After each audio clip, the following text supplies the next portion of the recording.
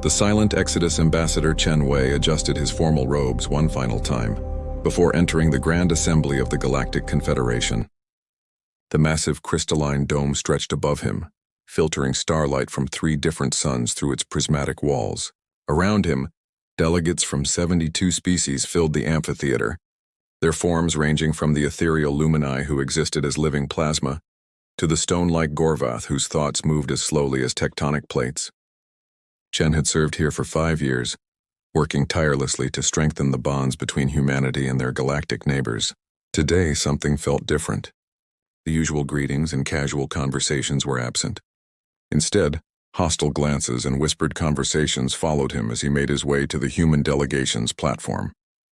His assistant, Maria Santos, was already at their station, her face tight with concern.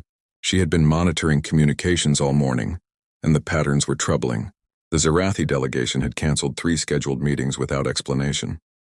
The Volthan trade representatives had suddenly withdrawn from negotiations they had been eager to complete just days before. Even their closest allies among the Seraphim coalition seemed to be avoiding eye contact. Chen took his seat as Supreme Chancellor Zix Theta called the session to order. The Chancellor was from the Morphin species, beings who could alter their physical form at will, and today they had chosen an imposing configuration with multiple appendages and sensory organs all focused on the human section. The Chancellor's voice resonated through the chamber's translation matrix, converting their ultrasonic speech into languages every species could understand. We gathered today to address a matter of grave importance to the stability and harmony of our Confederation. Evidence has been presented that requires immediate action regarding the human presence in our galactic community. Chen felt his stomach drop. No agenda had been shared for this emergency session, a violation of Confederation protocols that should have been impossible. He activated his neural interface to quickly review any recent incidents or conflicts involving human personnel or vessels. Nothing appeared in the databases. The Karathan representative rose first, their insectoid form clicking and chittering before the translators caught up. The humans have been among us for merely a decade, yet they have inserted themselves into every aspect of our society. Their ships patrol our trade routes. Their doctors work in our medical facilities. Their engineers maintain critical infrastructure across hundreds of worlds. This level of integration in such a short time can only be seen as a systematic infiltration. Maria grabbed Chen's arm as he started to rise in protest. Her eyes warned him to wait and listen. The accusations were just beginning. Next, the Celestian delegate floated forward, their gaseous forms swirling with agitation. We have discovered that human neural patterns are uniquely resistant to standard telepathic protocols. They can shield their thoughts from even the most powerful psychic species among us. What are they hiding? What plans do they conceal behind these mental barriers? One by one, representatives from dozens of species stood to voice their concerns and accusations. Humans were too adaptable, learning alien languages and customs faster than any other species. Humans formed emotional bonds too quickly, making friends and allies across species barriers that had existed for millennia. Human creativity and innovation were disrupting established industries and economic systems. Human military forces, though smaller than most, had proven disturbingly effective in joint operations, revealing a tactical brilliance that made other species uncomfortable. The accusations grew more absurd as the session continued. The Quellans claimed humans consumed too much oxygen on mixed-species vessels. The Tribani insisted human music was a form of sonic manipulation designed to influence other species. The Void Dancers even suggested that human dreams somehow disturbed the psychic atmosphere of shared facilities. Not once during the 3-hour presentation of charges did any species speak in humanity's defense. Not the Altrurians whose colony ship humans had saved from a reactor meltdown. Not the Benzari whose entire species had been cured of a genetic plague by human geneticists. Not even the Yutani, who had grown wealthy beyond measure through exclusive trade agreements with Earth. Finally, Supreme Chancellor Zix Theta called for order once more. The evidence has been presented. The concerns of our member species are clear. I propose the following resolution. Humanity's membership in the Galactic Confederation shall be suspended indefinitely. Human personnel will be removed from all critical positions. Human vessels will be restricted to designated travel corridors. Human colonies will be subject to ongoing monitoring and inspection. All human technological developments must be submitted for approval before implementation. The vote was called immediately, another violation of protocol that should have allowed for debate and discussion. Chen watched in silent disbelief as every single light in the chamber turned red, indicating a vote in favor of the restrictions. Even species that had abstained from votes for centuries participated in this unanimous condemnation. When the final tally was displayed, showing 71 votes in favor and only humanity's single vote against, the chamber erupted in what could only be described as celebration. Delegates who had barely spoken to each other in decades were suddenly congratulating one another on their unified action. Chen Wei stood slowly, his movement causing the chamber to gradually fall silent. Every eye, sensory organ, and detection array turned toward him. Maria stood beside him, her tablet already transmitting emergency protocols to every human installation in the galaxy. Chen's voice was calm and steady when he spoke, requiring no translation matrix as he had learned to project in the common trade language. The Galactic Confederation has made its position abundantly clear. Humanity acknowledges your decision. He paused, looking around the chamber one final time, memorizing the faces of those who had just betrayed years of friendship and cooperation. We will comply with your wishes, completely. Without another word, Chen and Maria walked out of the chamber. They didn't storm out or make dramatic gestures. They simply left, their footsteps echoing in the sudden silence. Behind them, some delegates began to murmur uncertainly. The human response was not what they had expected. There were no protests, no attempts at negotiation, no threats of retaliation, just acceptance and departure. Within 1 hour of the vote, every human in the Confederation received the same encrypted message. Protocol 7, full withdrawal, immediate implementation. Captain Sarah Mitchell was overseeing traffic control at the Junction 9 trade hub when the message arrived. This facility processed 30,000 ships daily, managing the complex dance of vessels from incompatible species with different atmospheric and gravitational requirements. Half of her staff were humans, and they all received the message simultaneously. Without discussion or complaint, they began transferring their duties to confused alien colleagues, downloading their access codes, and walking away from their stations. Dr. James Park was in the middle of surgery on the Zarathi Prime Minister when his neural implant delivered the Protocol 7 directive. The procedure was to remove a rare parasite that only human surgeons had successfully extracted before. He completed the critical portion of the operation, ensuring the patient would survive, then informed his alien assistants that they would need to finish the remaining work. He sterilized his instruments, packed his personal medical kit, and left the hospital he had helped build. On the agricultural world of Verdania, where human botanists had increased crop yields by 300%, Professor Lin Zhou was teaching a class on advanced cultivation techniques when the withdrawal order came through. She finished her current equation on the holographic display, turned to her students representing 15 different species, and announced that class was permanently dismissed. The genetic modification sequences she had been developing to resist a spreading blight were deleted from the public servers, existing now only in human databases returning to Earth. Commander Robert Harrison was leading a joint task force to eliminate pirate bases in the Outer Rim when Protocol 7 activated. The mission was halfway complete, with 3 more pirate strongholds to destroy. He ordered his human vessels to immediately break formation and return to Earth space. His alien counterparts demanded an explanation, threatened him with court-martial under Confederation military law, even pleaded for him to finish what they had started together. Harrison's only response was to transmit his resignation from the Confederation fleet and jump to hyperspace. The evacuation was remarkably organized and efficient. Humans had apparently planned for this possibility, maintaining detailed withdrawal procedures that could be implemented at a moment's notice. Personal belongings were packed within hours. Equipment was shut down according to precise protocols that ensured no immediate catastrophic failures, but provided no information for long-term maintenance. Data systems were wiped clean of human innovations and improvements, leaving only the original alien technologies that had existed before human involvement.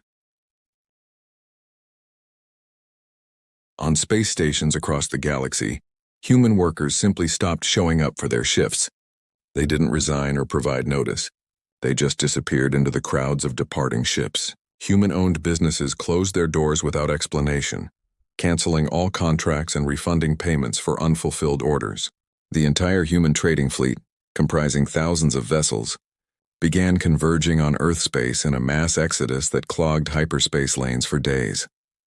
The most shocking withdrawal occurred at the Confederation's primary research facility on Nexus Station. Here, humans and aliens had worked together on breakthrough technologies that promised to revolutionize galactic civilization.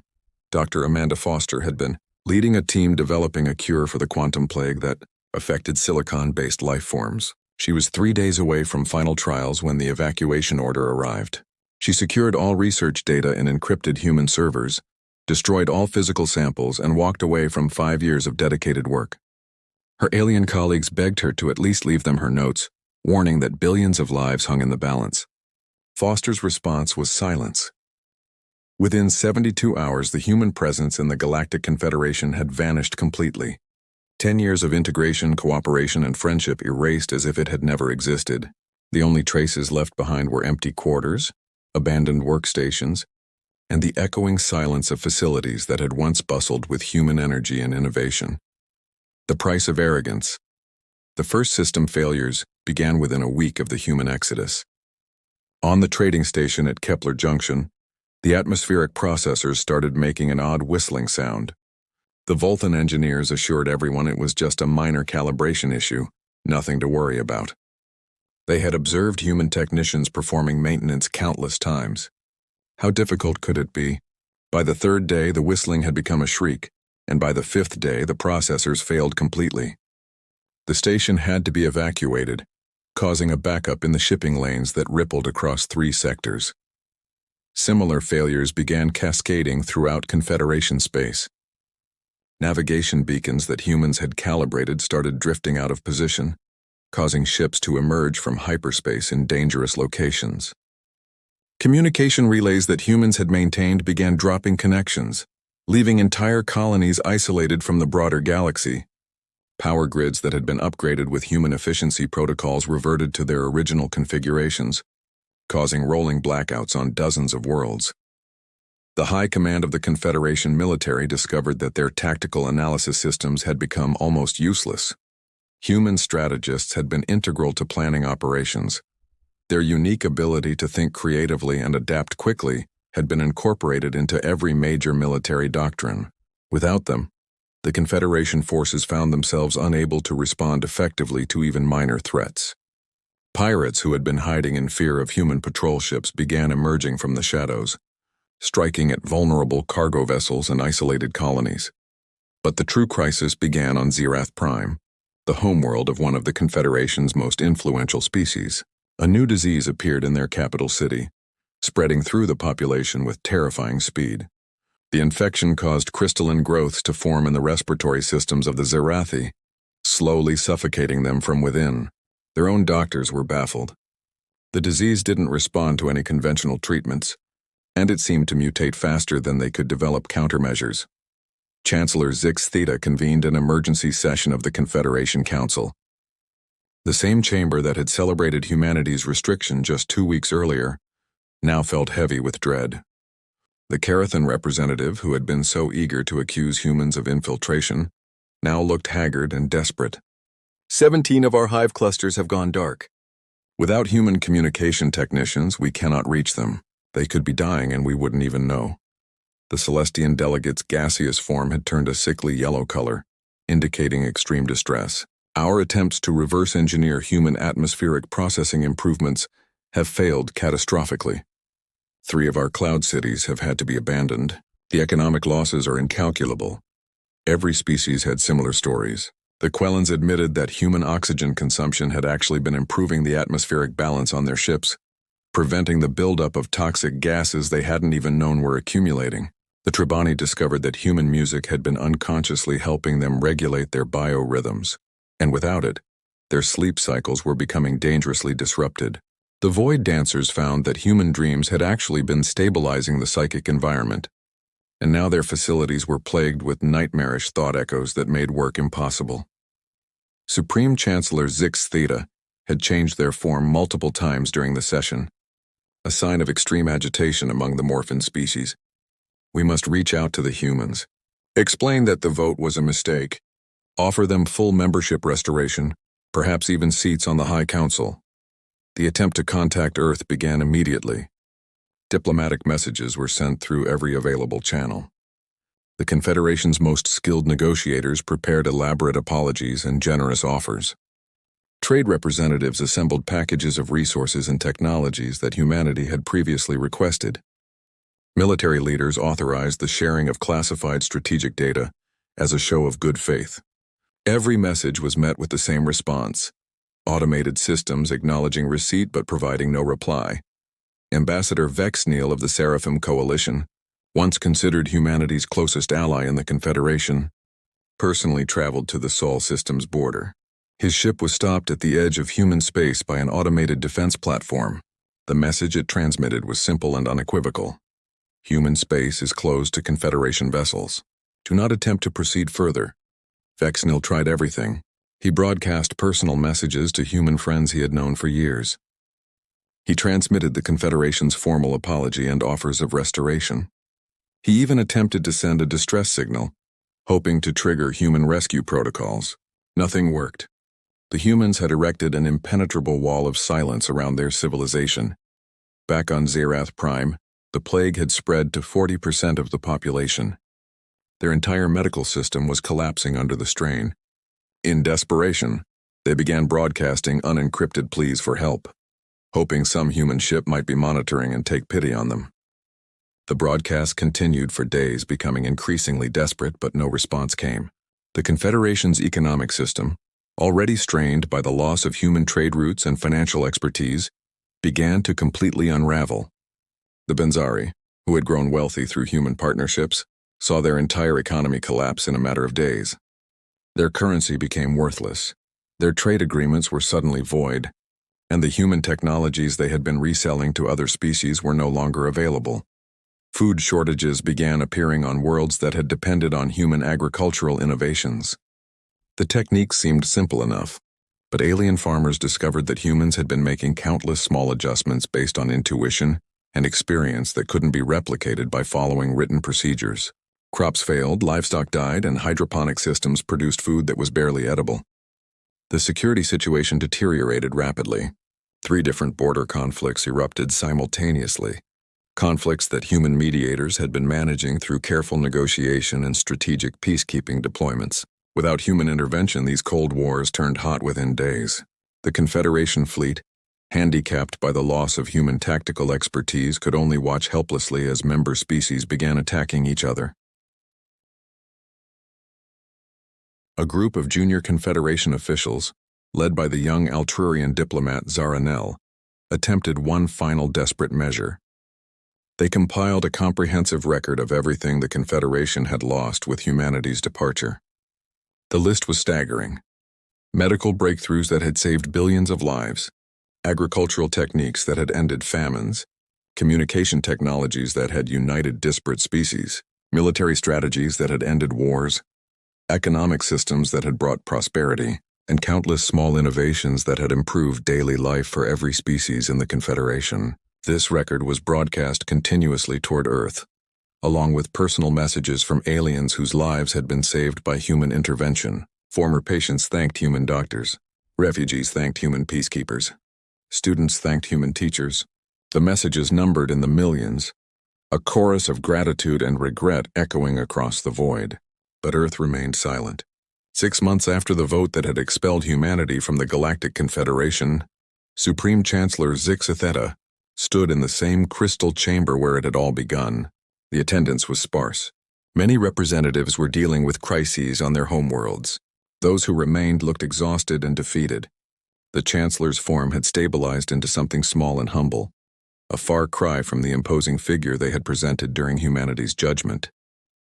"We have learned a terrible truth," the Chancellor began, their voice heavy with regret. "We thought we were humoring humanity by allowing them into our ancient and sophisticated confederation. We believed they needed us to elevate them to true galactic civilization. We were wrong.